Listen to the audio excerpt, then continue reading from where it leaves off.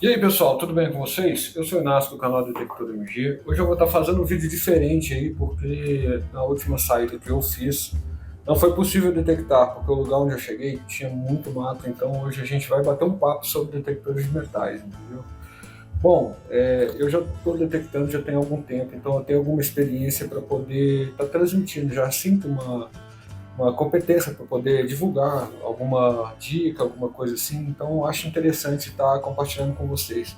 Então, se você quer melhorar a sua pesquisa, quer achar objetos antigos, tanto como ouro ou como é, objetos pessoais antigos perdidos na natureza, vou estar dando algumas dicas aqui hoje. Enquanto isso, eu vou deixar rolando um vídeo aí no fundo desse vídeo para vocês irem acompanhando aí e a gente poder ir distraindo e fazendo um bate-bola aqui rapidinho sobre detectores de metais, tá legal?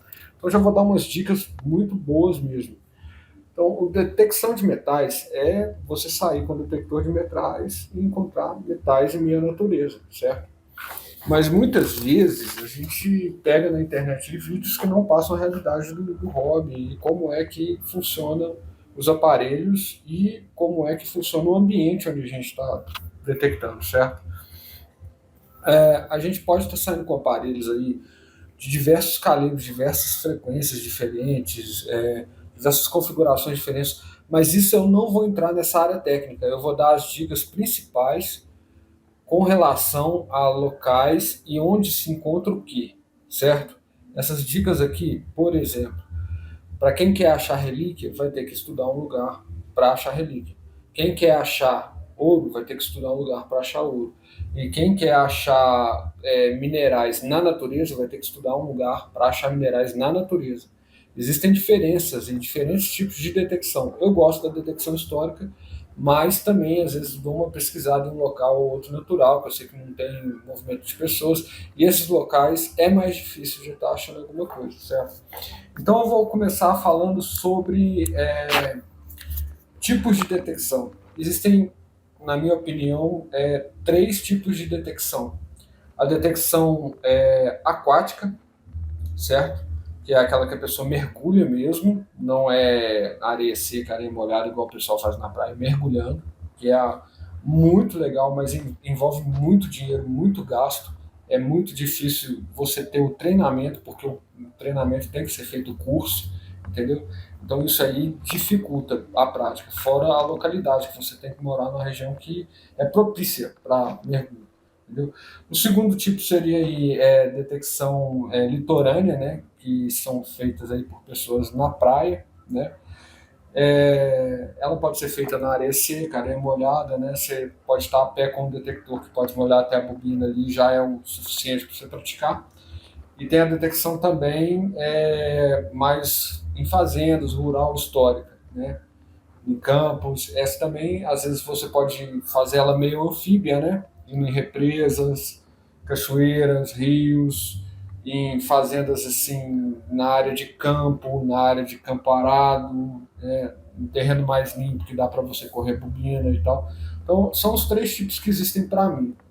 E um quarto tipo, que seria uma subseção, que é a mineração.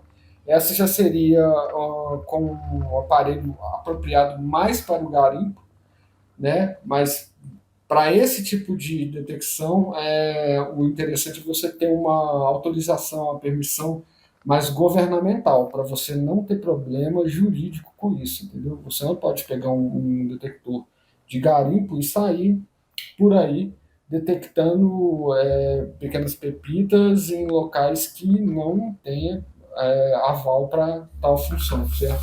Inclusive, houve uma localidade que descobriram, né, um garimpo ilegal, onde o pessoal estava garimpando com detectores de metais, foram apreendidos os equipamentos e sem essa autorização jurídica, né, dos documentos para uma lavra garimpeira, a pessoa está sujeita às penalidades da lei. Entendeu? Então, eu não pratico esse tipo de detecção. Pode ser que às vezes a gente encontre uma pepita ou outra no caminho, mas é só em locais que eu tenho permissão e é superficial. Você não pode fazer mineração mesmo, escavar, certo?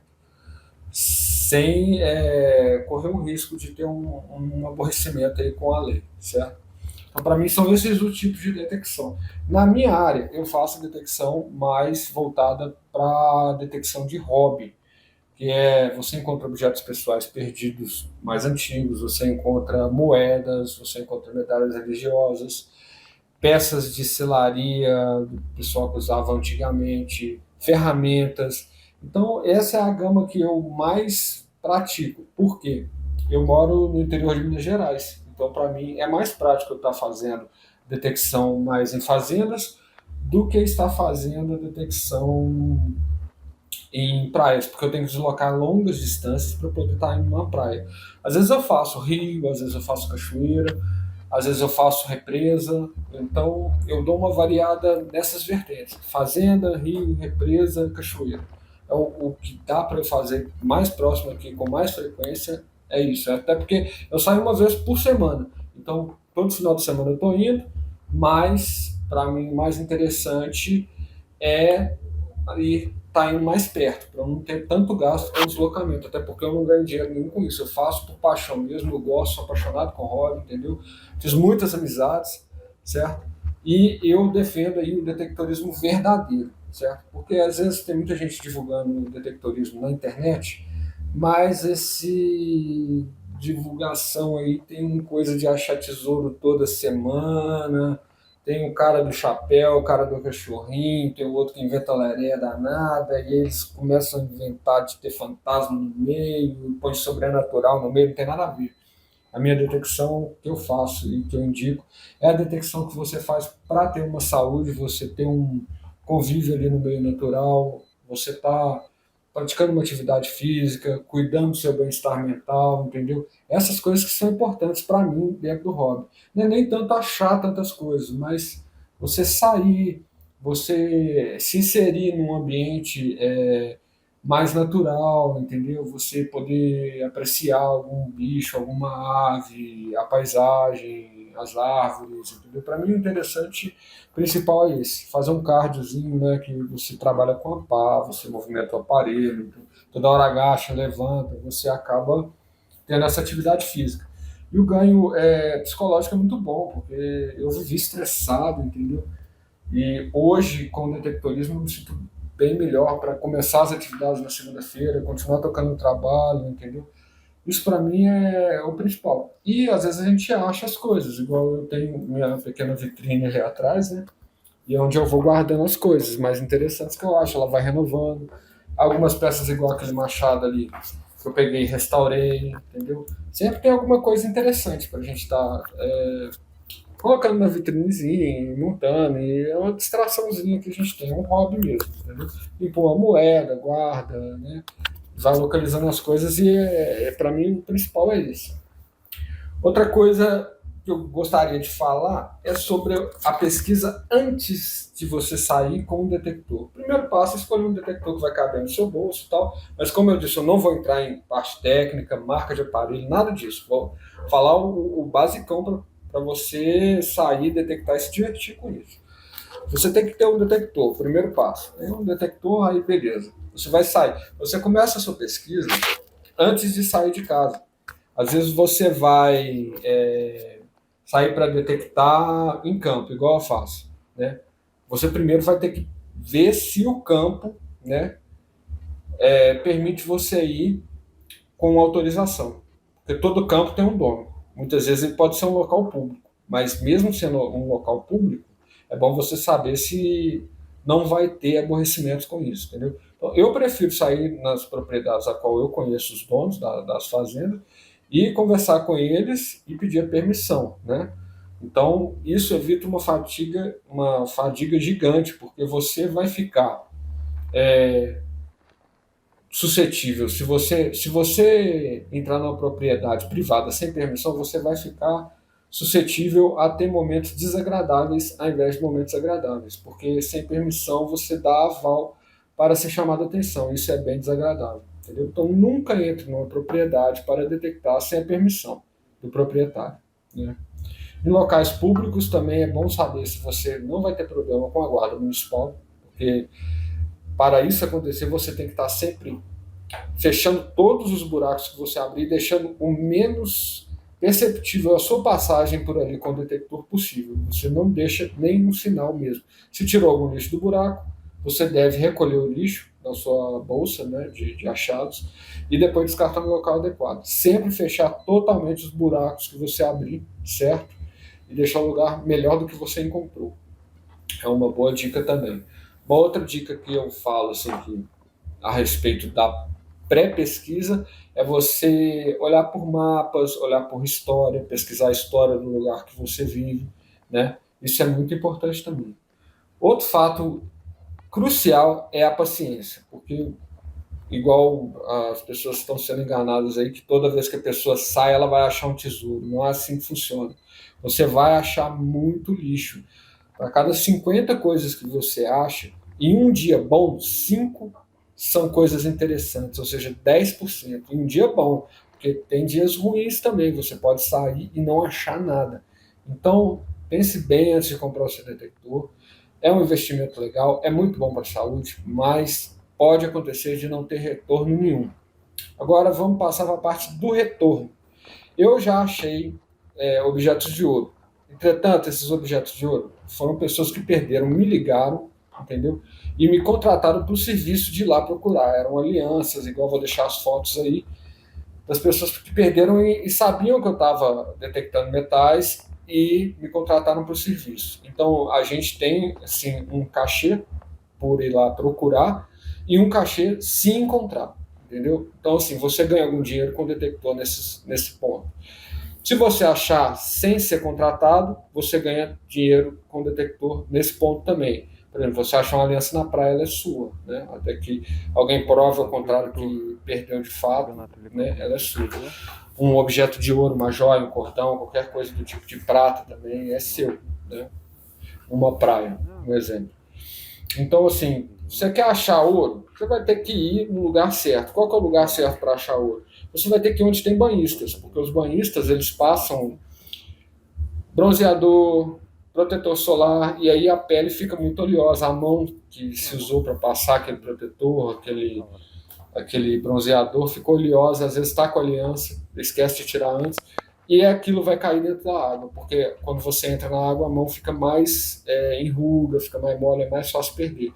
Os cordões também, de prata, de ouro, podem estar sendo perdidos mais facilmente na água.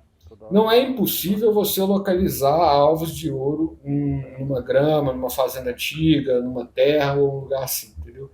Não é impossível, mas é muito mais difícil do que se você estiver numa praia, numa represa, numa cachoeira, num rio, num lago, algum lugar onde os banhistas frequentam.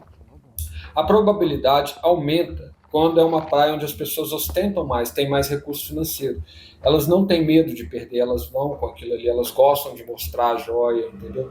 Então, uma praia onde as pessoas que frequentam têm maior poder aquisitivo, vai ser mais fácil de você encontrar o ouro perdido lá. Ouro de joias, cordões, anéis, alianças, etc. Então, assim, o outro ouro que você pode encontrar seria o in natura, que é muito mais difícil de encontrar. Os aparelhos para encontrar tem que ter altíssimas frequências, entendeu? Então aí você imagina um aparelho que tem alta frequência, tem 40 kHz, são 40 mil vezes que ele, o sinal envia e recebe da Terra, o que está dentro da Terra, entendeu?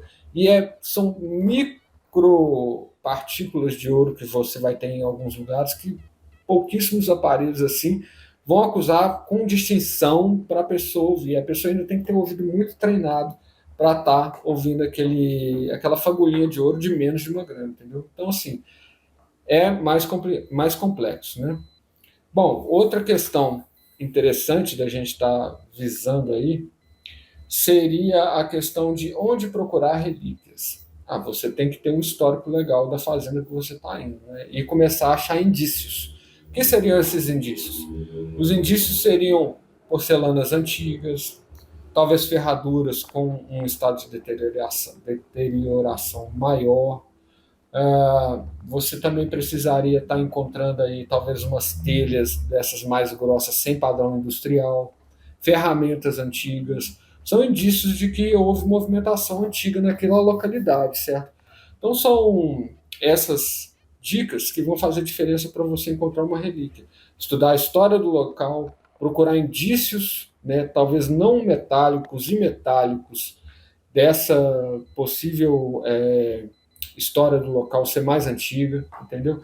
E esteja preparado também para remover bastante lixo moderno misturado com as coisas antigas, quando você faz detectorismo histórico. O detectorismo histórico ele vai passar por um terreno que tem várias gerações que passaram por ali. Então você não vai ter ali só objetos antigos, você vai ter moedas de inox, você vai ter latas de cerveja, talvez lacres, talvez tampas de extrato de tomate. Você vai ter diversos objetos metálicos misturado com os outros. Agora você por aí você tira uma base que não existe esse negócio dessa galera que acha tesouro toda semana. Não tem como a pessoa sair com um detector de metais e não ter sinais em todo lugar que ela passa a bobina. Só que com a experiência, o equipamento certo, você começa a distinguir melhor os sinais. E à medida que você cava aqueles sinais, você vai ter uma noção. Ó, esse lugar tem muito lixo moderno, eu vou afastar daqui. Ah, esse lugar está saindo coisas boas, eu vou permanecer mais aqui, vou insistir, entendeu? Então são essas dicas que vão diferenciar para você achar relíquias, que é muito importante, certo?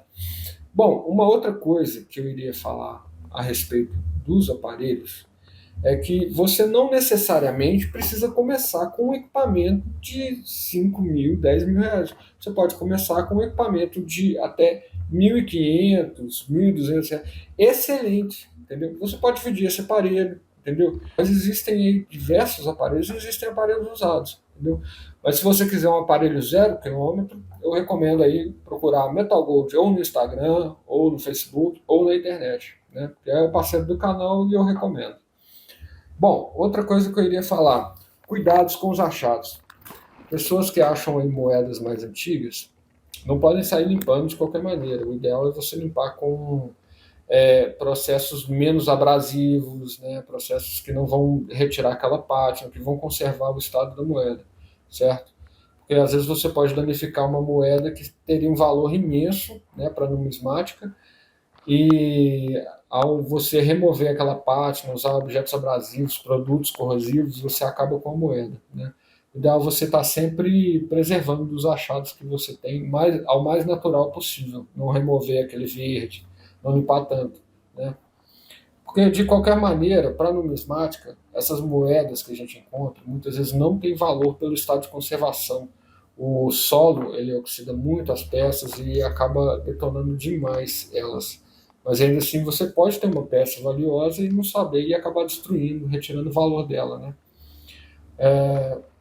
Uma outra coisa interessante de se falar é que você deve sempre checar os buracos que você abrir mais de uma vez, para você não retirar, às vezes, um prego dali e falar, ah, era só um prego.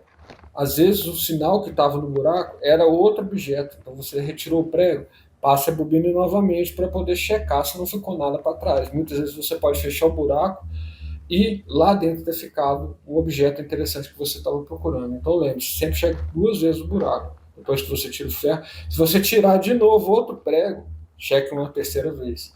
Cheque, enquanto o sinal persistir, você checa o buraco, para ver se não está saindo mais nenhum objeto que não seja ferro. Em fazendas, evite cavar objetos ferrosos demais, porque vai ter muito arame farpado, grampo de cerca e prego. Você pode escolher, dependendo da área, se estiver saindo pouco esses objetos, escolher cavar um ou outro ferroso para ver se acha uma moeda de inox que dão os mesmos sinais, ou parecidos. Mas, na maioria das vezes, vão ser objetos assim. Outra dica importantíssima, evite cavar sinais não estáveis quando você está procurando relíquias, ouro, objetos de material nobre. Os sinais menos estáveis, que oscilam demais, tanto no fone de ouvido quanto no visor do painel, eles vão estar sendo os sinais que misturaram ligas metálicas, entendeu? E eles vão oscilar muito por causa da ferrugem e da liga daqueles objetos. Então, geralmente vai ser enxada, foice, pedaço de ferro. Então, isso aí evite sinais que oscilam demais. Vai ser objeto de ferro enferrujado mesmo. A não ser que você esteja num lugar que tem muitas relíquias, certo? Uma outra dica importante que eu gostaria de estar falando é não desanime nos primeiros momentos, assim, até você acostumar com o aparelho. Isso aí é normal você tirar algumas coisas que não vão ser interessantes e outras que vão ser. Então, na primeira semana, no primeiro mês, Você vai acostumando com o aparelho e vai tendo resultados melhores a partir do momento que você começa a treinar com o aparelho. Leia sempre o manual, estude bem o seu aparelho e você vai ter resultados melhores a cada mês, certo? Dica importantíssima, use sempre os fones de ouvido e dê muita atenção ao som. Treine bastante o seu ouvido para saber filtrar pela nuance sonora do seu equipamento qual é o ID que está vindo no painel. Porque muitas vezes o painel somente é uma fonte única de informação. Então dê bastante valor à informação sonora. E o fone de ouvido vai estar amplificando isso para você, porque não vai misturar o som com o ambiente. Na natureza, em meio a uma mata fechada, uma selva onde tem animais mais selvagens, evite usar o fone de ouvido dos dois lados. Deixe um, pelo menos, para fora, para você escutar o barulho do ambiente, ou nem use o fone de ouvido, porque você pode estar sujeito a uma investida de um javali, de um queixada, de uma onça, de algum animal. Fique sempre alerta, ok? Bom, então eu acredito que essas são as principais dicas que eu tinha para passar para vocês. Espero que vocês tenham curtido esse vídeo. Espero também que saibam aproveitar alguma coisa dessa experiência que eu já tenho de quase 4 anos aí de estrada detectando. Não sou um expert, entretanto, eu curto muito o hobby mesmo e sempre que eu posso estou lendo, procurando novas informações, atualizações, equipamentos novos, entende? Então, acompanhe o canal, que você vai estar sempre pegando essa evolução e talvez aproveitando um pouco disso comigo. Tá legal? Esse foi o vídeo de hoje, espero que vocês tenham gostado. Se você não é inscrito, se inscreva aí, deixe o seu like para fortalecer. Até breve, na próxima caçada, a gente se vê, se o tempo for muito, nós se vê, se Deus quiser, vamos ter muitos alvos bons. Valeu, até mais, um abraço, com Deus, tchau.